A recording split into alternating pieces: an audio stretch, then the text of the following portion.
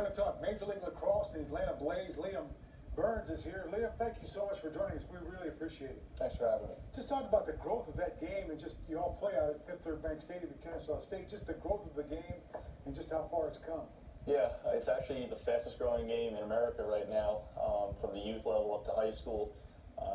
At the college level, there's more Division I teams being added almost every year now for the last 10 or 15 years. I think we're up to 71 Division I lacrosse teams.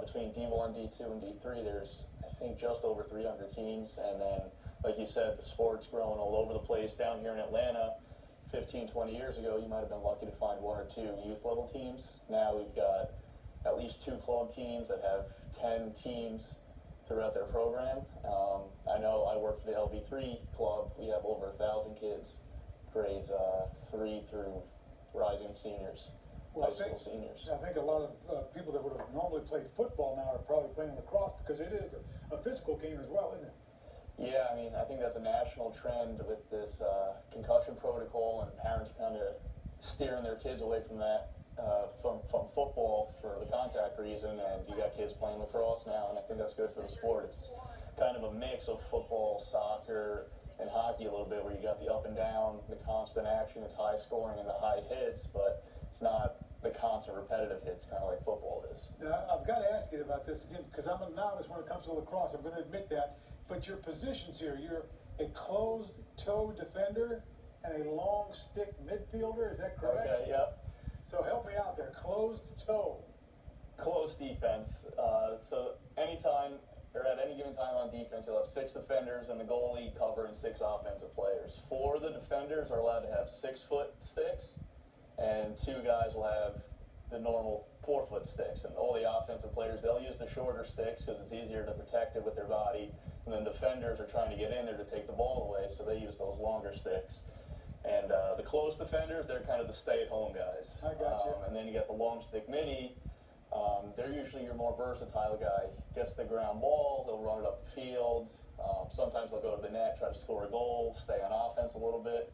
So I've been lucky that I've kind of developed, or I've gotten good at both positions, and now depending on where the team needs me, they'll put me either up top playing that long stick midfield position, or if they want me down low, I can be one of the close defenders. Yeah. Major League Lacrosse, you got a 60-second shot clock, right? Mm-hmm. So how does that change the game? It's unique in that no other age level has that. So high school or college, you could hold it on offense as long as you want, pass it around, get your players on, try to attack, maybe slow down the pace of the game if you wanted to. But at the major league level, as soon as you pick up that ball, wherever you are on the field, that shot clock starts for your team. And then trying to get the players on in time. So some guys are subbing off, kind of like hockey. You're running to the bench, new guys are coming on. Offensive players run off, defensive guys come on.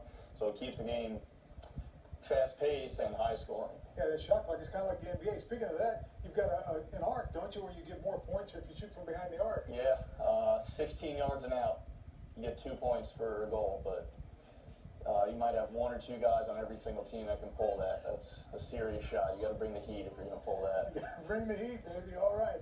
Now let's talk a little bit though about you had some representation at the All-Star game from our club. Tell us about that. Yeah, the Atlanta Blaze had, I think, 4 guys. It was the NLL All-Stars versus Team USA. As I was telling you earlier, Team USA is over in Israel right now playing in the International World Games, kind of like the World Cup of lacrosse every 4 years. 45 different teams, or countries sent a team over there. And so we had myself, Scott Ratliff, Austin Sims, Connor Kelly, and I think that was the 4 playing in the All-Star USA game. It went well. All-Stars ended up beating Team USA actually 15-14, but it was a great experience, great to kind of meet everybody during the seasons, in the middle of the season like that, get to see guys from the other teams or guys that you played in college with. It was fun, good opportunity. You know, it sounds like it was a great opportunity to meet some other guys and just you know, this pro game and playing at Kennesaw State. I mean, it seems like it's a great venue to play Major League Lacrosse. I mean, the fans get close to the action, don't they? Yeah, I love playing at Kennesaw. It's a great size stadium for lacrosse. Like you said, those fans are right on top of you, so whenever we get a lot of fans there, you can hear them. It brings the energy for us, so that's probably the biggest benefit about playing at Kennesaw State. Like you said, having those fans right on top of you, and you're playing for them when you're out there. Okay, and now this is an important stretch for you all, isn't it? Because you're trying to make a playoff run here. Tell us about that. So we have 4 games left. We're in the middle of our season here. We've had a weird 3-week bye, and That is kind of weird. 3 weeks off. Yeah. Season. we're sitting in, I think, in 6th place, and we got to get to the 4th spot to make that playoff push. So, I mean, it's going to take a lot of luck.